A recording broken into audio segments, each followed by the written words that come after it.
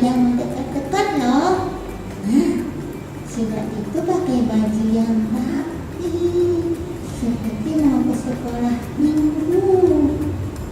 Nah, terus siapkan hatimu dan Alkitabmu. Ini di samping buku ini ada kaleng persembahan. Teman-teman, kalau ibadah kan juga kasih persembahan toh. Jangan lupa ya, bawa persembahanmu, masukkan di dalam kaleng ini, terus disimpan deh. Nanti kalau gereja sudah buka, kalian bisa bawa kalengnya ke gereja. Itu kan untuk pekerjaan Tuhan. Oke deh, selamat ibadah. Hai adik-adik, apa kabar? Senang sekali bisa bertemu lagi dengan Lause hari ini. Kita akan memulai sekolah minggu kita adik-adik. Mari siapkan diri kalian. Ayo duduk dengan rapi. Ayo dengan semangat. Kita sama-sama mau memuji Tuhan. Ayo adik-adik, kita punya kasih Yesus yang besar, yang tidak akan kemana-mana dan ada selalu bagi kita. Walaupun gunung beranjak dan bukit bergoyang, jangan takut. Ada kasih Yesus bagi kita. Mari kita memuji Tuhan. Biarpun gunung-gunung beranjak.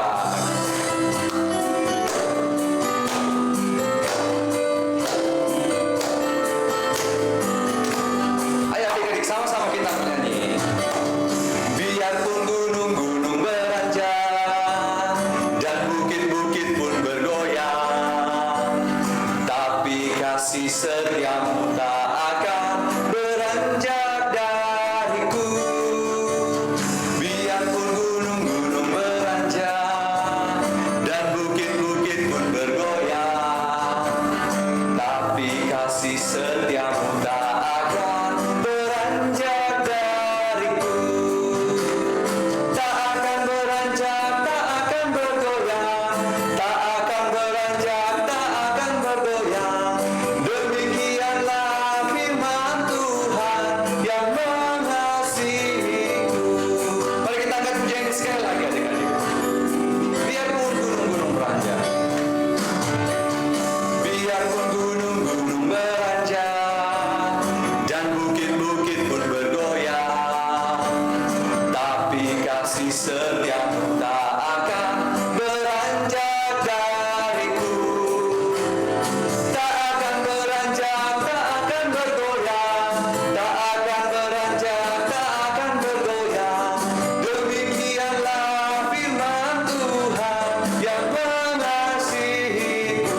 Tak akan beranjak, tak akan beranjak, tak akan bergoyang, tak akan beranjak, tak akan bergoyang.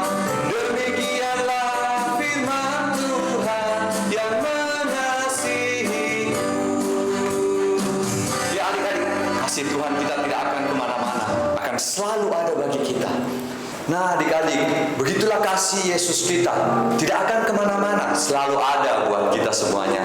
Nah kita lihat langit yang begitu tinggi, tapi kasih Tuhan kita jauh lebih tinggi dari itu adik-adik. Kita lihat laut yang dalam, kasih Tuhan kita lebih dalam dan lebih indah daripada pelangi sekalipun. Mari kita lanjutkan pujian kita. Setinggi-tingginya langit, lebih tinggi kasih Yesusku. Ayo adik-adik, kita bangkit berdiri dengan semangat kita puji Tuhan karena kasih-Nya yang begitu luar biasa bagi kita.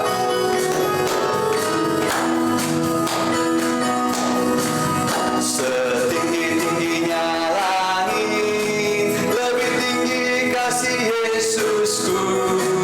Sedalam-dalam lautan, lebih dalam kasih Yesusku. Seindah-indah pelangi, lebih indah kasih Yesusku. Kasih Yesus, oh kasih Yesus mengalahkan segalanya. Kasih Yesus, oh kasih Yesus mengalahkan segalanya.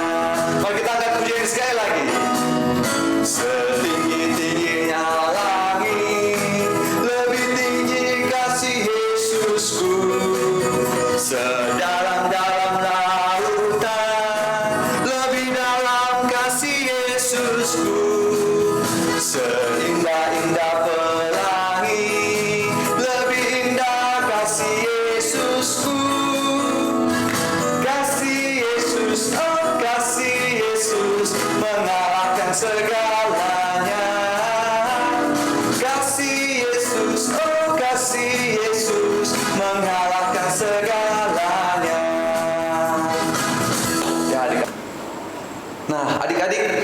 mari sama-sama kita satu dalam doa. Mari kita persiapkan hati kita, mari kita berdoa. Tuhan, terima kasih Tuhan, kami mau mengikuti sekolah minggu kami. Tuhan, siapkan kami, biarlah kami dapat memuji Tuhan dengan semangat, dengan penuh sukacita memuji Tuhan. Tuhan sertai juga Lausu yang memimpin, mohon penyertaan Tuhan. Dalam nama Tuhan Yesus kami berdoa, amin. Nah, adik-adik, kita sudah masuk pada bulan Desember, bulan yang paling Lausu sukai. Kenapa? Karena sebentar lagi kita akan merayakan Natal. Bukan karena pesta, tapi karena Tuhan Yesus telah lahir bagi kita. Nah, biarlah semua orang tahu bahwa Tuhan Yesus lahir bagi kita semuanya. Biarlah dari pulau dan benua semua orang tahu, dan berita ini disebarkan, dan semua orang memuji Tuhan. Gloria, gloria. Mari kita puji Tuhan. Dari pulau dan benua, biarlah selalu terdengar kabar sukacita ini.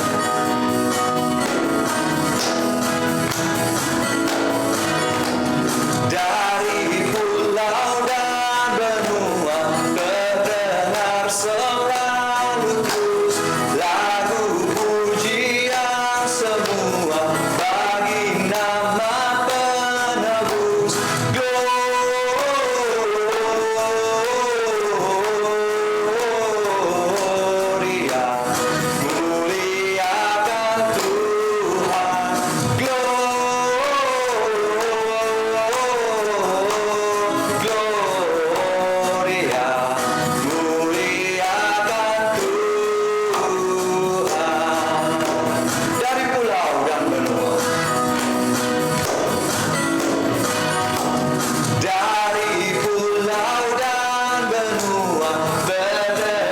Selalu terus lagu pujian semua bagi nama penebus. Mari sama-sama.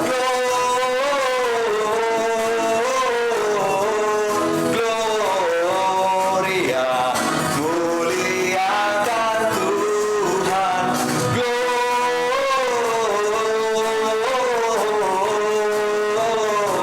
Gloria, muliakan Tuhan. Sekali lagi adik, Gloria, Gloria,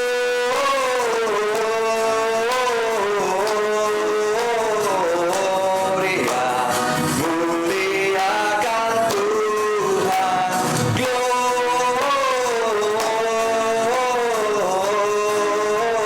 Gloria, muliakan Tuhan. Ya adik-adik, biarlah kabar ini diberitakan ke seluruh dunia bahwa seorang anak telah lahir bagi kita. Dialah Allah yang perkasa, dialah Raja damai, dialah Bapa yang kekal. Dia sudah datang bagi kita adik-adik. Jadi marilah kita mengingat bahwa Natal itu bukan tentang kado adik-adik, bukan tentang pesta, tetapi mengenai Dia yang lahir bagi kita. Mari sebentar lagi kita akan mendengarkan cerita firman Tuhan. Mari adik-adik, kita angkat pujian ini sama-sama. Seorang anak telah lahir bagi kita.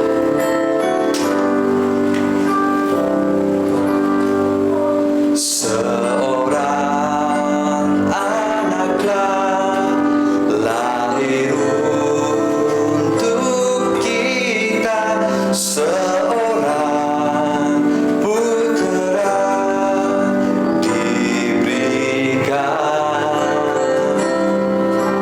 lambang pemerintahan di atas bahunya, dan namanya pun disebut orang penasehat ajaib, Allah yang perkasa, Bapa yang kekal, Raja damai. Sambutlah Dia, Yesus Tuhan, Juru Selamat dunia.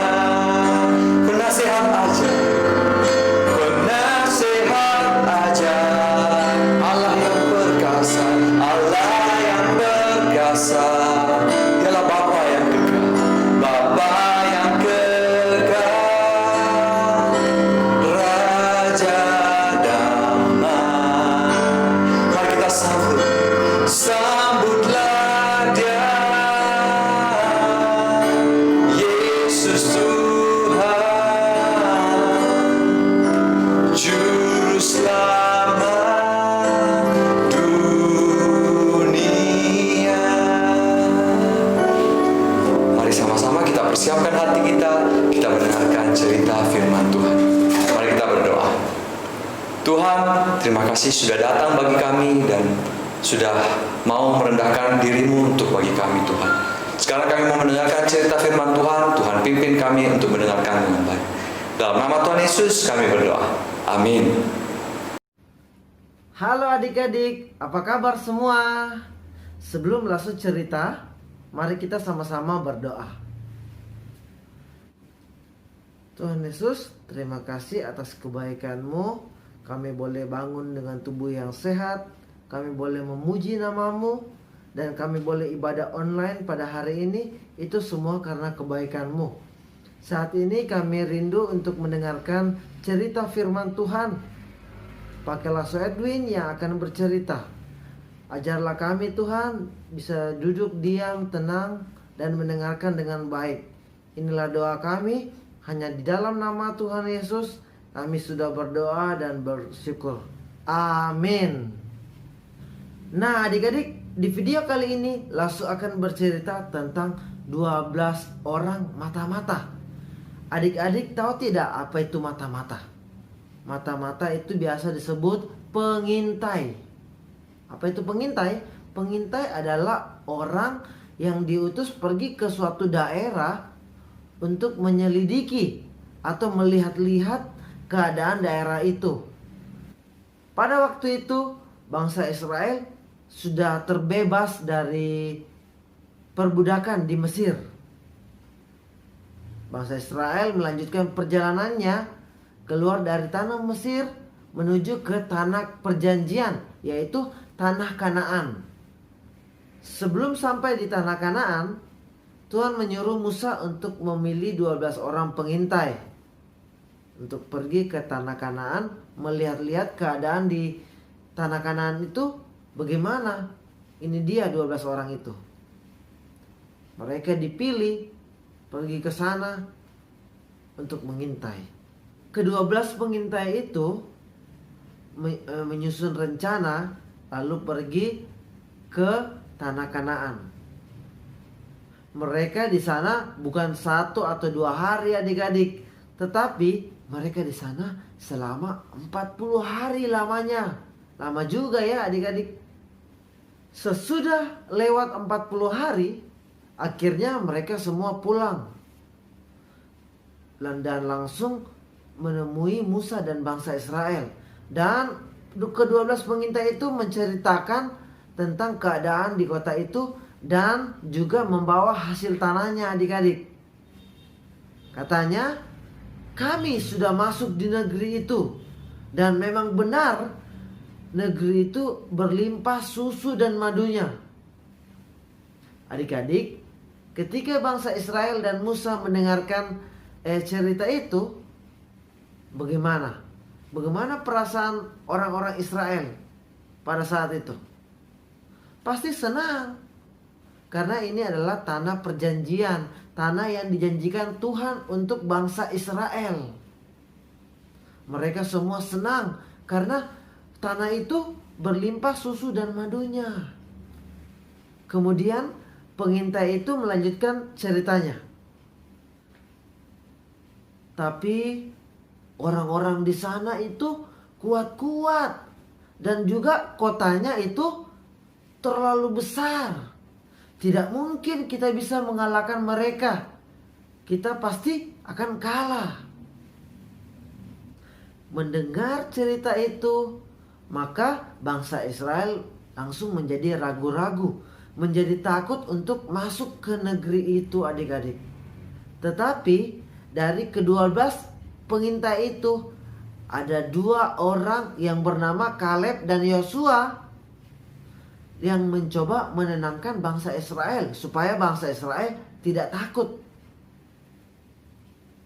Katanya kepada bangsa Israel, tidak, kita akan maju dan kita akan tinggal di tanah itu. Kita akan melawan mereka dan mengalahkan mereka.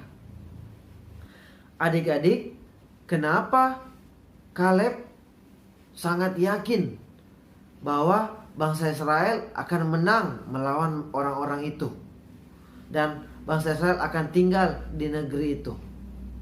Kenapa? Karena Kaleb percaya akan janjinya Tuhan. Dan Kaleb juga percaya bahwa Tuhan pasti akan menyertai bangsa Israel. Tetapi adik-adik, sayang, bangsa Israel tetap merasa ragu-ragu dan takut karena 10 pengintai itu yang tidak percaya sama janjinya Tuhan. 10 pengintai itu juga tidak percaya penyertaannya Tuhan. Tapi hanya ada 2 orang yang percaya. Dari 12 itu hanya 2 orang yang percaya akan janjinya Tuhan, yaitu Kaleb dan Yosua. Lalu bangsa Israel mulai mengeluh adik-adik. Dia bilang kepada Musa, lebih baik kami mati di Mesir. Mengapa Tuhan membawa kami untuk mati oleh pedang, dan istri dan anak-anak kami ditawan? Waduh, ternyata mereka mau pulang kembali ke Mesir adik-adik. Lagi-lagi Kaleb dan Yosua berusaha menenangkan bangsa Israel supaya tidak memberontak. Tetapi bangsa Israel tetap ragu-ragu, tetap takut, tetap tidak mau mendengarkan kata-kata mereka, dan ingin melempari Kaleb dan Yosua dengan batu. Allah mendengar mereka dan Allah menjadi marah, dan Allah ingin membinasakan orang-orang yang tidak percaya sama dia. Lalu Musa berdoa minta pengampunan dari Allah, dan Allah mau mengampuni karena Allah adalah Maha Kasih. Tetapi untuk 10 orang pengintai itu yang tidak percaya sama Tuhan, tidak percaya akan janjinya Tuhan, yang menyebarkan cerita-cerita yang membuat bangsa Israel ragu-ragu dan takut, itu dihukum sama Tuhan. Mereka 10 orang mati adik-adik. Mereka mati karena tidak percaya sama janjinya Tuhan. Tetapi 2 pengintai yang percaya dengan sepenuh hati dan taat sama Tuhan, yaitu Kaleb dan Yosua, baik-baik saja adik-adik.